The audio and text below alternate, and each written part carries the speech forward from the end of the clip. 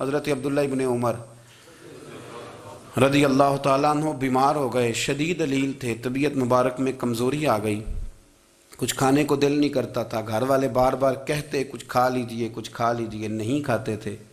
بالآخر حضرت نافع آپ کے غلام تھے، ان سے کہنے لگے کہیں سے مچھلی مل جائے نا تھوڑی سی تو میں کھاؤں گا۔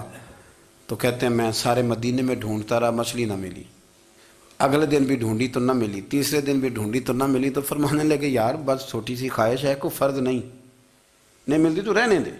کہتے ہیں چوتھے دن مچھلی مل گئی، میں 1.5 دینار کی مچھلی لایا، لا کے حضرت عبداللہ ابن عمر رضی اللہ تعالیٰ عنہ کے سامنے جو مچھلی رکھی تو آپ نے لقمہ روٹی کا توڑا تھا، مچھلی کو لگانے لگے کہ دروازے پہ فقیر نے آ کے آواز دی کچھ کھانے کو دو۔ تو حضرت عبداللہ ابن عمر نے روک لیا اور ہنسے۔ کئی دفعہ دے ہم بھی دیتے ہیں پر ہمارا چہرہ دیکھنے والا ہوتا ہے، اتنے ہم غصے میں ہوتے ہیں، دے دیتے ہیں، لیکن جو سلوٹیں ہوتی ہیں نا چہرے والی وہ گنی نہیں جاتی۔ ہنسے، فرمایا دیکھو میرا اللہ کتنا کریم ہے، وہ مجھے بچانا چاہتا، اٹھا بار دیا جا کے۔ تو خادم اب حکم کا پابند تھا، وہ لیت اللہ تو کر نہیں سکتا تھا، وہ گیا اور جا کے دے آیا۔ فقیر جب سارے محلے سے آٹا اکٹھا کر لیتے ہیں تو پھر ایک جگہ جا کے بیچتے بھی ہیں۔ دے آیا، وہ 2 گلیاں آگے گزرا تو میں پیچھے دوڑا گیا، میں نے کہا سچ بتا کھانی ہے کہ بیچنی ہے؟ وہ کہنے لگا جو بھی سبب لگ جائے کر جاؤں گا، آپ نے دے جو دی ہے۔ تو کہتے ہیں میں نے اسے کہا کہ یہ 1.5 دینار کی میں نے خریدی تھی، اگر تو 2 دینار کی مجھے بیچ دے تو آج کل مچھلی مدینے میں مل نہیں رہی، تو میں اپنے آقا کو دے دوں گا، وہ یہی کھائیں گے، بیمار ہیں۔ تو کہنے لگا جی بسم اللہ، مجھے کیا اعتراض ہے، 2 دینار مل رہے ہیں، 1.5 کی مچھلی، اور 1.5 کی بھی کسی نے نہیں خریدنی تھی، اب تو پک گئی۔ فرماتے میں نے 2 دینار اس کو تھمائے، وہ مچھلی اس سے خریدی اور خرید کر کے میں لا کے حضرت عبداللہ ابن عمر کے سامنے دوبارہ رکھی۔ تو فرمایا یہ کیسے آ گئی؟ میں نے کہا حضور 1.5 کی خریدی تھی اور پھر فقیر کو دے دی، اب اسی سے میں 2 دینار کی خرید کے لایا ہوں، آپ قبول فرمائیں۔ تو فرمانے لگے تم نے اچھا نہیں کیا، اب اس طرح کرو 2 دینار بھی اسے دے اور مچھلی بھی واپس دے آؤ۔ عرض کی حضور کیوں؟ فرمایا تم نے قرآن نہیں پڑھا؟ حضور پڑھا ہے۔ فرمایا رب فرماتا ہے لن تنالوا البر حتی تنفقوا مما تحبون، تم بھلائی کو اس وقت پہنچو گے جب اپنی پیاری چیز راہ خدا میں خرچ کرو گے۔ امام غزالی نے لکھا ہے، فرمانے لگے دیا، تو وہ حضرت نافع کہتے ہیں میں دینے گیا، دے کے واپس آیا تو کچھ پریشان تھا کیونکہ مجھے بھی 4 دن ہو گئے تھے نا تلاش کرتے، تھوڑی طبیعت میں مایوسی تھی کہ اتنی محنت سے میں نے لایا اور آپ نے واپس کر دی۔ تو حضرت عبداللہ ابن عمر نے مجھے قریب بٹھایا، پھر مجھے تھپکی دی، فرمانے لگے پتر میں نے ویسے بھی کبھی جھوٹ نہیں بولا اور آج کل تو میں ویسے ہی بیمار ہوں، ٹائم ہی نہیں، وقت ہی نہیں، موقع ہی نہیں جھوٹ بولنے کا، میں تجھے سچ بتاؤں مجھے مچھلی کھا کے اتنا سکون نہیں ہونا تھا جتنی اللہ کے راستے میں خیرات کھا کے مجھے سکون ہوا۔ تو تجھے تو میری راحت سے غرض ہے نا کہ مجھے راحت کیسے ہوتی ہے، تو مجھے سکون ملا ہے راہ خدا میں دے، میں نفسانی خواہش پوری کر لیتا تو یہ میرا نفس کل پھر مجھ سے مچھلی مانگتا، پرسوں کہتا نہیں چھوٹے گوشت کی یخنی بھی چاہیے۔ ہم لوگ الجھ گئے ہیں، بہت بڑے قیدی ہیں اپنے آپ کے، بڑے قیدی ہیں، سارا دن اپنی خواہشات کی تکمیل میں بھاگے رہتے ہیں، بڑے بڑے سونے نوجوان۔ میں ان پہ تنقید نہیں کرتا، مجھے ان پہ ترس آتا ہے، جب میں رات کے اندھیروں میں انہیں ٹیلی فون لے کے چوکوں میں کھڑے دیکھتا ہوں تو مجھے رحم آتا ہے۔ میں کہتا ہوں دیکھو نفس کی خواہش کے پیچھے یہ کیا مثلا آخر کیا ہے اس میں، ایک عورت کے پیچھے تباہ کر لیا اپنے آپ کو، یعنی زیادہ سے یہ کوئی مقصود ہے، یہ کوئی مقصد حیات ہے جس کو مقصد بنا لیا ہے؟ میرے عزیز بات کو سمجھ لیں، اتنا خوبصورت آدمی ہے اور اتنا اس کا اونچا قد کاٹ ہے، اور کیا کس کے پیچھے یہ بھاگا ہوا ہے؟ بڑا سمجھدار، دانشور، عقل مند آدمی، ذی روح بندہ، لیکن اس کا سٹیٹس آپ یہ ملاحظہ کریں کہ وہ 20-40 ہزار کی خاطر جھوٹ بولتا ہے، دھوکہ دیتا ہے، فریب اور فراڈ کرتا ہے۔ ہم اپنی نفسانی خواہشات کے پیچھے اس طرح بھاگتے ہیں کہ ہم اصل سے رہ جاتے ہیں۔ میری باتوں کی سمجھ آ رہی ہے آپ حضرات؟ تھوڑا تھوڑا کر کے، ایک ایک کر کے ان کی باتیں کم مانیں۔ وہ ضروری تو نہیں نا کہ سویرے ناشتہ بازار سے اپنی مرضی کا تگڑا کیا ہے، بازار سے لا کے پوڑیاں چنے بہترین کھائے، اور پوڑیاں چنے ابھی کھائے نہیں، شاپر میں ڈالے ہوئے ہیں، اور وہ لے کے ابھی آ رہا ہے تو ساتھ ہی رستے سے گوشت بھی چھوٹا اچھا لگا تو 2 کلو وہ بھی لے آئے کہ پوڑیاں چنے کھاؤں گا اور دوپہر کے لیے گوشت پکاؤں گا۔ وہ پہلے یہ تو کھا لے صاحب، اس سے تو نجات پا لے۔ یہ پتہ نہیں ہضم ہوتا ہے کہ کچھ اور کرتا ہے تیرے ساتھ، لیکن وہ گوشت بھی ساتھ لے آیا۔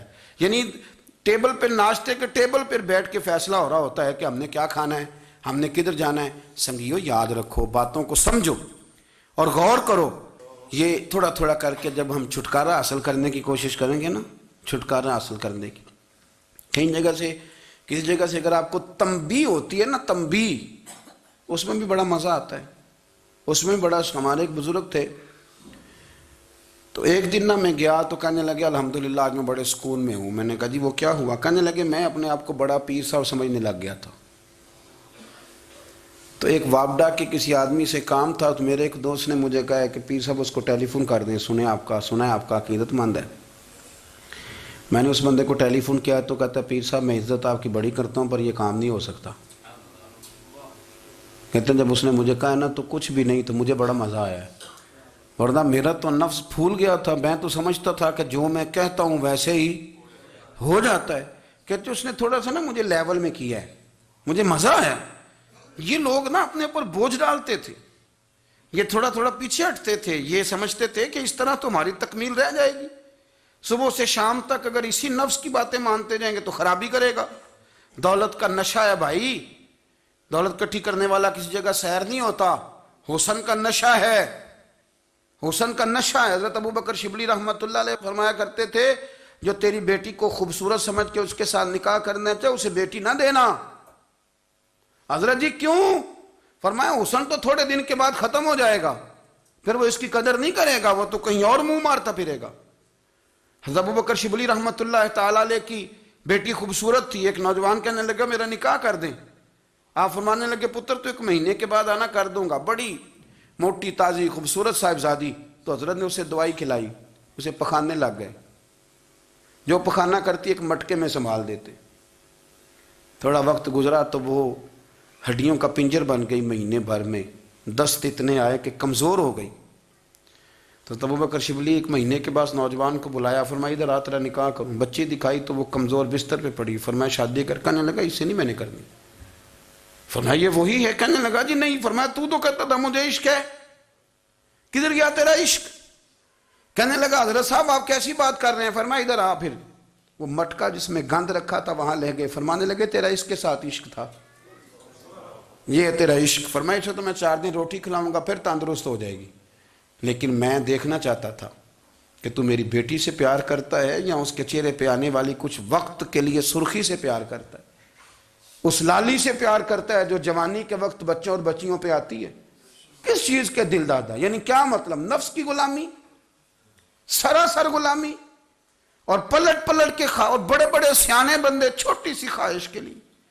بڑا سمجھدار آدمی، بڑا سیانا بندہ۔ میں ایک بڑے بزرگ عالم تھے، میں ایک دفعہ ملنے گا تو پائے پکا رہے تھے، خود پائے پکا رہے تھے۔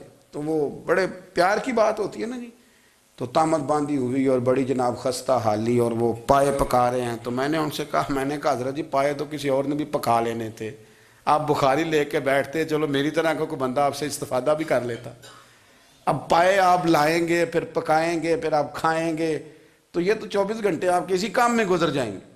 تو یہ ایک چھوٹی سی خواہش کے لیے، میں کسی چیز کو حرام نہیں کہہ رہا، قرآن پاک کی جو آیت پڑھی ہے صرف اس کی تفسیر آپ کے سامنے عرض کر رہا ہوں۔ ہماری خواہشات ماں پالتی ہے، آپ کو نہیں پتا کتنے دکھ سہتی ہے۔ میں ان ماؤں کو جانتا ہوں جو بیٹے کے حصوں کی مار بھی اس کے ابے سے کھاتی ہیں، مار کھاتی ہیں وہ۔ ایک خاتون ہے، ایک کان سے سنتا نہیں، میرے پاس ایک دفعہ آئی، کہنے لگی 60 لگ گئی سی، کوئی دعا کر دیں یا کوئی وظیفہ پر، ڈاکٹر کہتے ہیں ٹھیک نہیں ہو سکتے۔ میں نے کہا باجی صحیح بتاؤ مسئلہ کیا ہے؟ کہنے نہیں کچھ بھی نہیں، مسئلہ کیا ہونا ہے، پتر غلط نکل آیا ہے، اس کا باپ روز مارتا ہے، آج میں آگے گئی ہوں تو اس نے ایک تھپڑ میرے کان پہ مار دیے، پردہ پھٹ گیا۔ مائیں مار کھاتی ہیں، لیکن وہ پتر جس کو بڑی محنت سے پالا ہے، وہ جوان ہوتا ہے تو اماں سے کہتا ہے تجھے چھوڑ دینا ہے، پر جس لڑکی سے میرا ٹیلی فون پہ رابطہ ہے اسے نہیں میں نے چھوڑنا، وہ نہیں چھوڑ سکتی، ہر شے کچل جاتا ہے وہ۔ اماں کبھی لیٹ کے رات کو سوچتی ہے کہ یہ تو میری کل کمائی تھی، میں تو آج بھی اس کے حصے کے تھپڑ اپنی گالوں پہ برداشت کر رہی ہوں، تو یہ کدھر گیا؟ اردشیر نام کا بادشاہ تھا، حضرت محدث ابن الجوزی آج سے کچھ 700 سال پہلے لکھتے ہیں۔ اردشیر بادشاہ بڑا خوبصورت تھا، جوان تھا، بڑا عقل مند تھا۔ اس نے اس طرح کیا کہ قریب کی ساری ریاستوں پہ قبضہ کر لیا۔ بڑا عقل مند زیرک تھا، قبضہ ہو گیا۔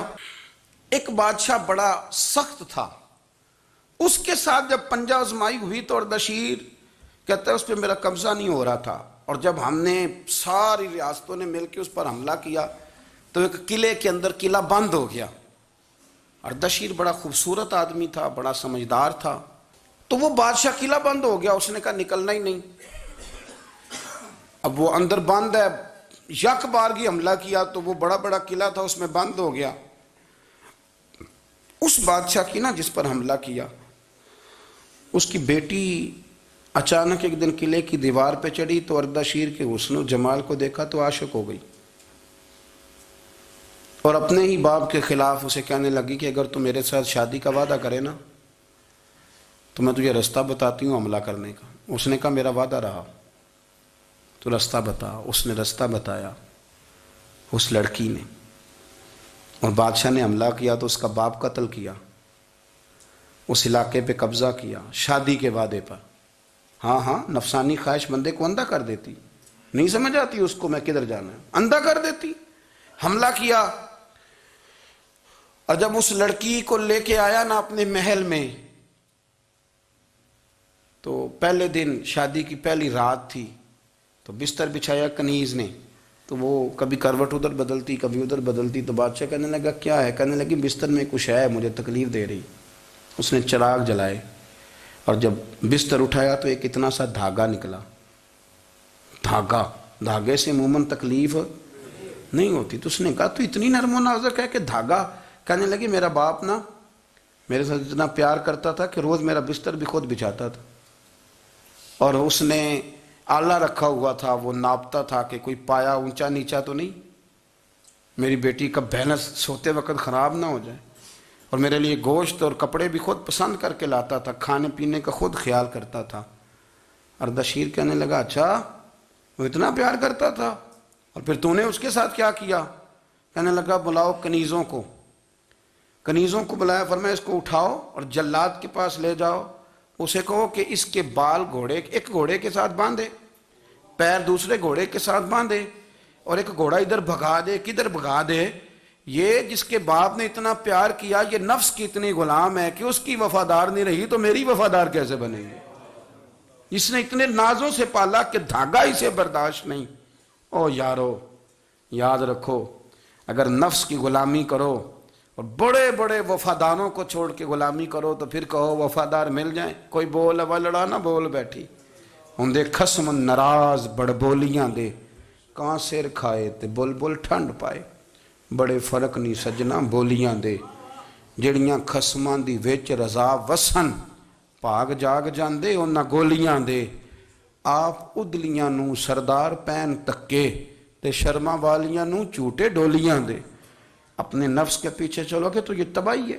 جب ہم نے کسی سے وفا نہیں کی تو یہ کیا امید ہوئی کہ دنیا ہم سے وفا کرے گی؟ اللہ رسول کی مرضی کے مطابق اصول پسند زندگی بنائیں، ایک ایک کر کے اپنی خواہشات سے پیچھے ہٹیں، تھوڑے پہ گزارا کرنا سیکھیں، اپنے نفس کو سمجھائیں۔ ضروری نہیں کہ روٹی ہر وقت مزے کے لیے کھائی جائے، کبھی کمر سیدھی کرنے کے لیے خشک روٹی بھی کھا کے دیکھو، کبھی سادہ کھانا اس پہ بھی اکتفا کرو، کبھی تھوڑا کھر کے اچھے طریقے سے سادے کمرے میں بھی اللہ کو یاد کر کے دیکھو۔ نفس کے پیچھے نہ بھاگیے گا، تباہی کرے گا۔ رب کریم سمجھنے کی توفیق رفیق عطا